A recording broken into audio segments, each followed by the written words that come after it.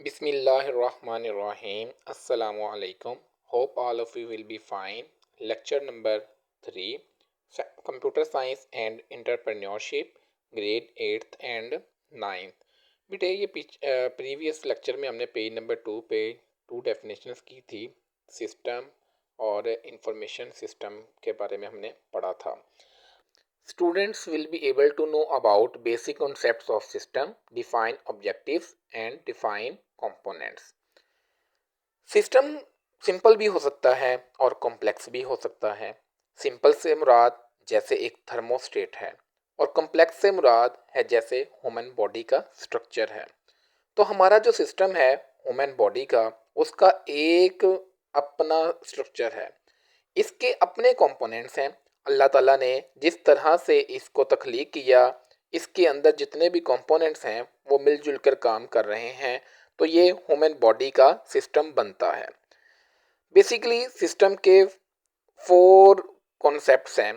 First one is called objective, second components, third communication, fourth environment. ये 4 चीज़ें हैं, इनमें से हम आज 2 डिस्कस करेंगे। इसके ऑब्जेक्टिव्स और कंपोनेंट्स को डिस्कस करेंगे आज हम। Define objectives, page number 3, objective, components, environment, communication. आज हम 2 डिस्कस करेंगे, objectives and components. Define objectives. Every system has a purpose or goal that it wishes to fulfill. Analyzing a system's operation requires understanding its aim.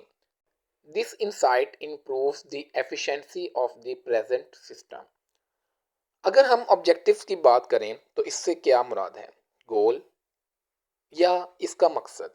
जब भी कोई system बनाया जाता है तो इसका कोई ना कोई मकसद होता है। फॉर एग्जाम्पल, मोबाइल फ़ोन बनाया गया तो इसका मकसद है कॉल करना। कपड़े बनाए जाते हैं, एजुकेशनल इंस्टीट्यूशन बनाया गया तो इसका मकसद है बच्चों को तालीम देना।